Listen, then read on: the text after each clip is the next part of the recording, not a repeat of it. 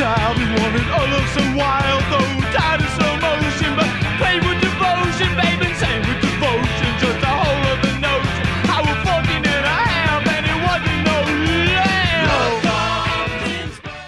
lamb. Hey, Roaring Waters here.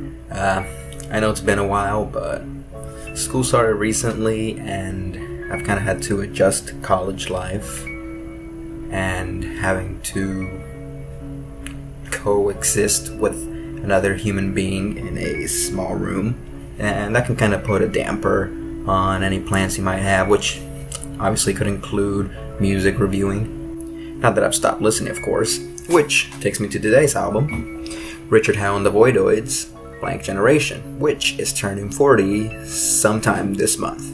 Now, this is one of those early classics of American punk, which is somehow simultaneously more rock and roll and more artsy than a lot of the other stuff that was coming around at the time in their scene, which, if you don't know, this is the New York City CBGB scene. For a little background, Richard Hell actually moved to New York in 1966 as an aspiring poet and ended up founding the band Television in 1973 before leaving shortly thereafter. After that, he and former New York Doll Johnny Thunders founded the Heartbreakers, which he also left afterward. This was in 1975. Then the following year, he founded the Voidoids. The band and Richard Hell himself were actually a really influential force back in those formative years. And Hell himself actually had a very particular fashion style where he liked to wear torn clothes that he held together with safety pins. And he liked to spike up his hair in imitation of his favorite poet, Frenchman Arthur Rimbaud. And Malcolm McLaren noted this while he was in New York, and actually upon returning to England, incorporated some of those ideas into the image of the Sex Pistols. Furthermore, McLaren also instructed the Pistols to write a British Blank Generation, which ended up creating Pretty Vacant, which is itself a classic Pistols track and one of the greatest punk songs of the 70s, alongside the title track Blank Generation. And obviously the Pistols went on to become a hugely influential band, so, you know, good for them. But it all started with Richard Hell and this album. If you're familiar with 70s punk, then you most likely know that sonically, most of the bands of this era don't really sound like a lot of more modern punk bands. Like Rancid doesn't sound like The Clash, and the Buzzcocks aren't very Pennywise-like.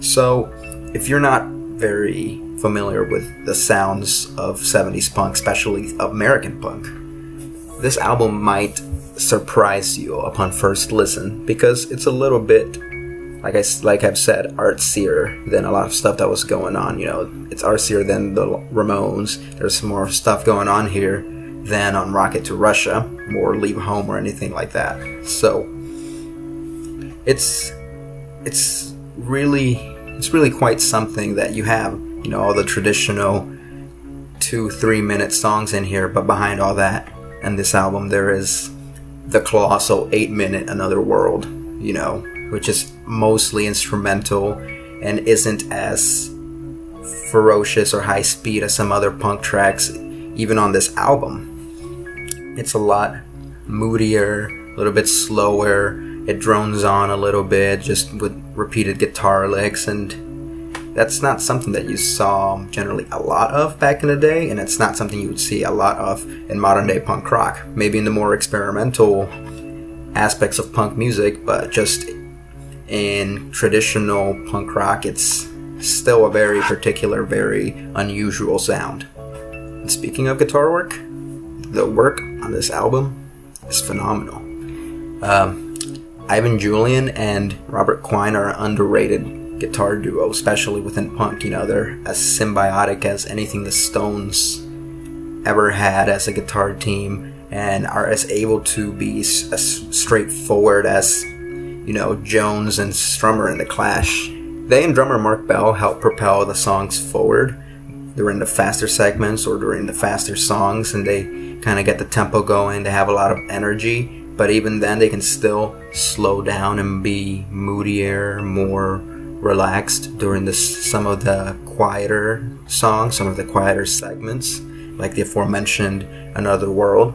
And you know, in this mix here, Richard Hell fills out the sound not only by singing, but by playing bass. And on the singing, Richard Hell is a great frontman. You know, on record, obviously his voice isn't technically flawless. It's not Freddie Mercury level of vocals, but it gets the job done, you know. It's energetic, it's charismatic, and I've heard he was really a great frontman on stage. I obviously am not old enough to have seen them live, but like, he has an instantly recognizable voice. It's really quite something. You hear it and you're like, that's Richard Hell. And his lyrics, they're great too. You know, they put him on that echelon of punk rock poets alongside people like Patti Smith, you know, rather than, say, Dee Dee Ramone. You know, no disrespect to the Ramones, I love them, but their lyrics are not their brightest aspect,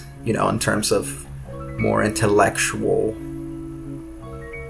things, you know. And they are as a band just more fun, more down to earth. You know, they were influenced by bubblegum pop and whatnot, so, you know, that's not something you look for when you listen to the Ramones, but just for comparison's sake, you know, the lyrics here are great, you know. And Richard sounds equally genuine when he's bemoaning heartbreak on the opening track, Love Comes in Spurts, as he is when he's denouncing society and Blank Generation, you know. Or even when he's just talking about going down and having a fun time at the rock and roll club and down at the rock and roll club. You know, the imagery is great. It really makes you feel like you're there with Richard going down, you know, making all his decisions, being like, should I not go? All my friends are telling me I should. And you're like, yeah, Richard, go. You really get caught up in all that with like the imagery and the lyrics. And that's really great. And it kind of puts him apart from, like I said, other lyricists of the time, especially within the punk movement, who tended to not be as intellectual or literate, you know, artfully, but not in an overly pretentious way. So I think he's the star, even with this great guitar duo, like I mentioned, and very competent drummer.